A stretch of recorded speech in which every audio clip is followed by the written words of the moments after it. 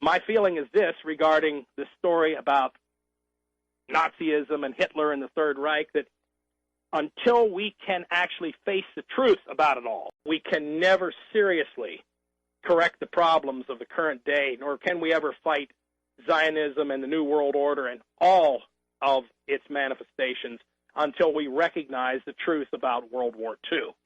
That the origins of the New World Order are found in the Talmud, and often vile occult work that is the basis of Jewish religious thinking today, just as when it first emerged during the Jewish quote-unquote captivity in Babylon. When I first became aware in my early years of the nature of the American political process, I mistakenly believed it was a matter of Democrat versus Republican. However, it took many years for me to realize that the real battle is actually between good and evil. And ultimately, I came to realize that those who are in command of the money power on our planet today, those who are pushing for a new world order, represent that evil.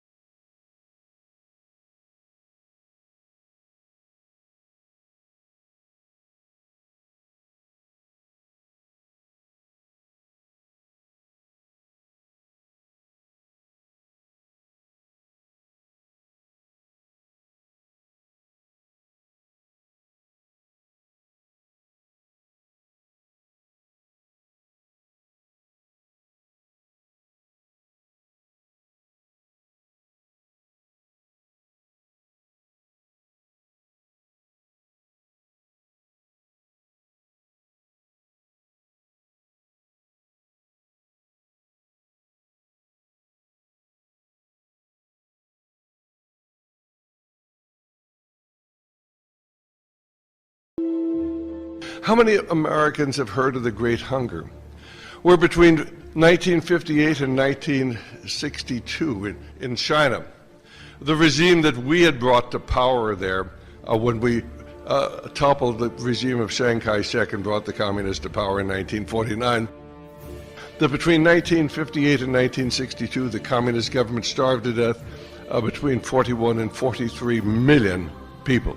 You cannot understand anything going on today unless you understand there is a continuing revolution. And just last year, we completed another revolution as we bucked the communist regime that has taken over in Nepal.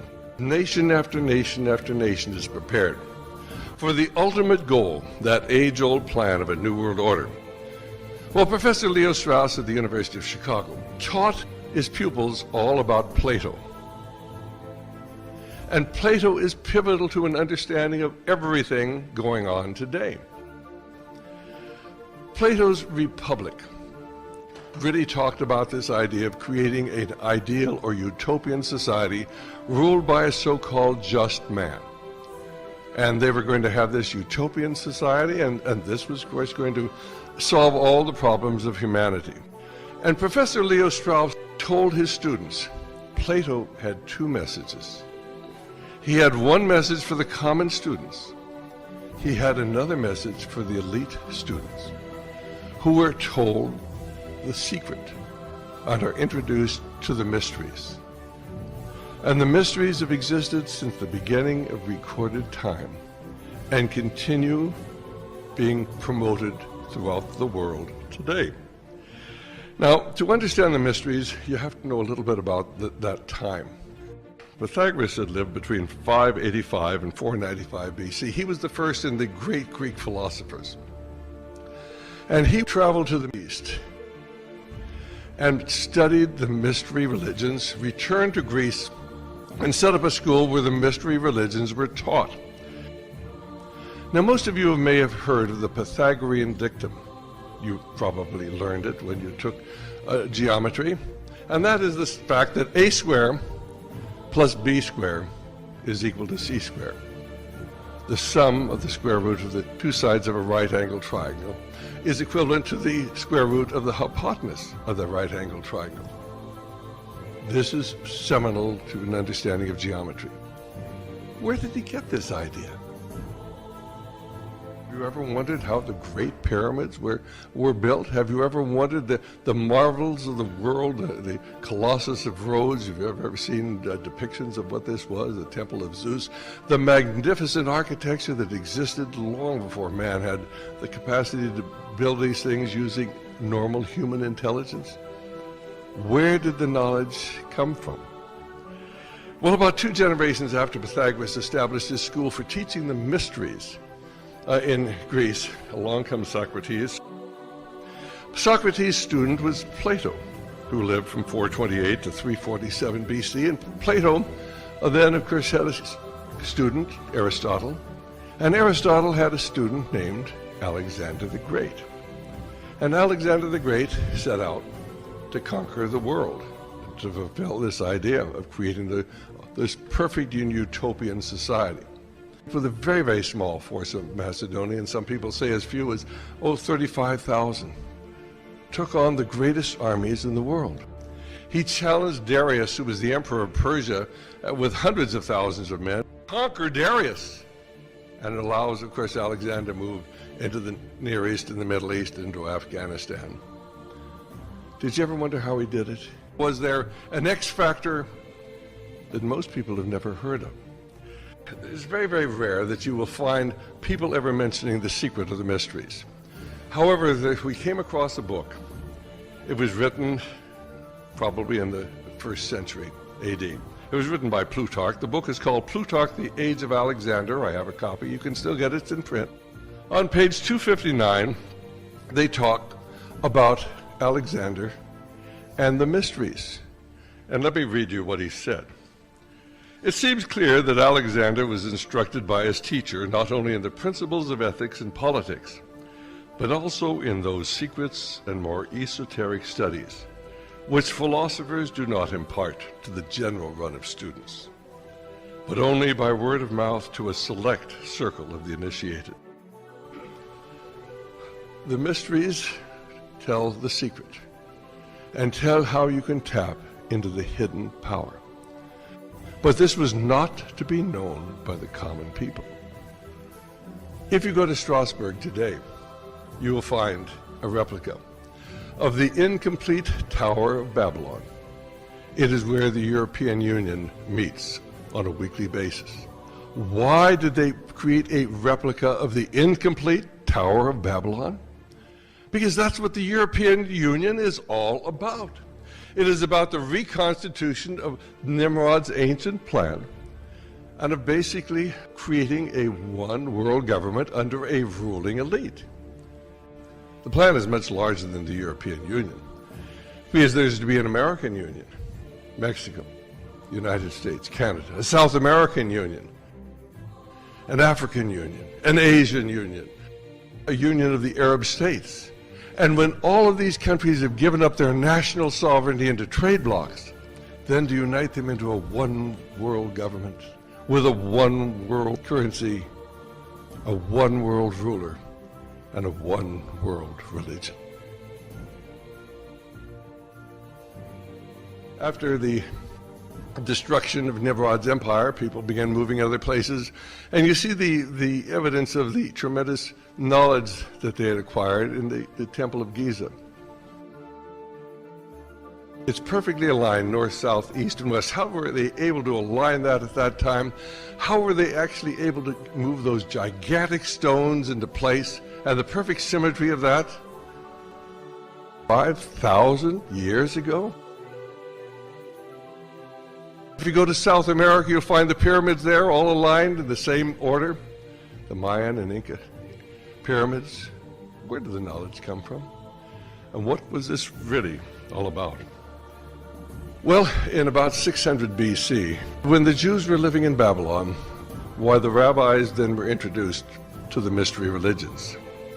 And it was at that point that the Kabbalah was created. About the 1st century after the birth of Christ, there was a Christian heresy. It was known as Gnosticism, which was really a Christian type of the Kabbalah.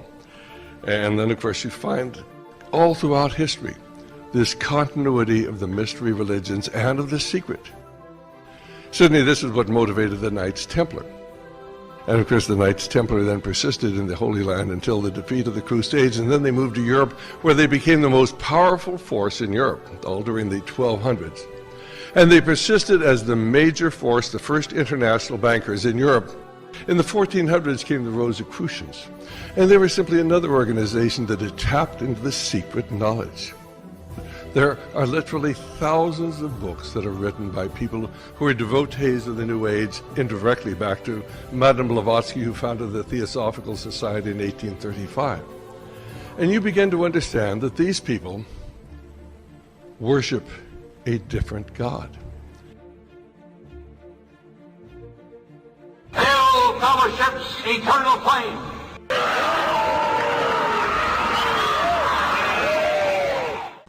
Yale University is 300 years old this year, and were you to visit its campus, you would see that it's where Yale's secret societies meet. Senators, John Kerry and John Chafee, to name two, and 3 presidents, William Taft, George Bush, and George W. Bush. The tape is a valuable artifact, an extremely rare view into the secret society that groomed the American ruling class for generations. The Kabbalah, and of the Knights Templar, and of the Rosicrucians, and of the Illuminati, and of the upper echelons of Masonry, of which most Masons have no idea. But the fact is that there is another God, and it's Satan.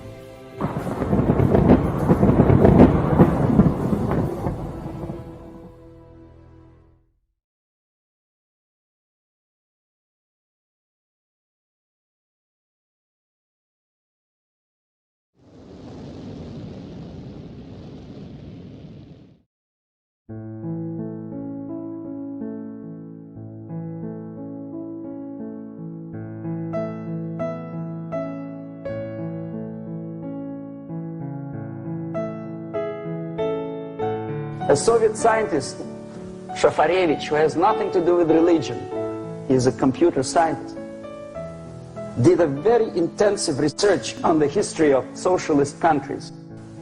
He calls socialist or communist any country with a centralized economy and a pyramidal style of power structure. And he discovered that civilizations like Mohenjo-Daro in the river Indus area, like Egypt, like Maya, Incas, like Babylonian culture, collapsed and disappeared from the surface of Earth. The moment they lost religion, they disintegrated. All the sophisticated technology and computers will not prevent society from disintegrating and eventually dying out. Have you ever met a person who would sacrifice his life, freedom, for the truth like that? This is truth. I never met a person who said, this is truth and I'm ready to defend the truth. Right? But millions sacrificed their life, freedom, comfort, everything for things like God, like Jesus Christ. It's an honor. Some martyrs in the Soviet concentration camp died. And they died in peace. Unlike those who shouted, long live Stalin. Something which is not material moves society and helps it to survive. And the other way around, the moment we turn into 2 by 2 is 4 and make it a guiding principle of our life, our existence, we die. Even though this is true, and this we cannot prove. We only can feel and have faith in it. So the answer to ideological subversion, strangely enough, is very simple. You simply have to have faith.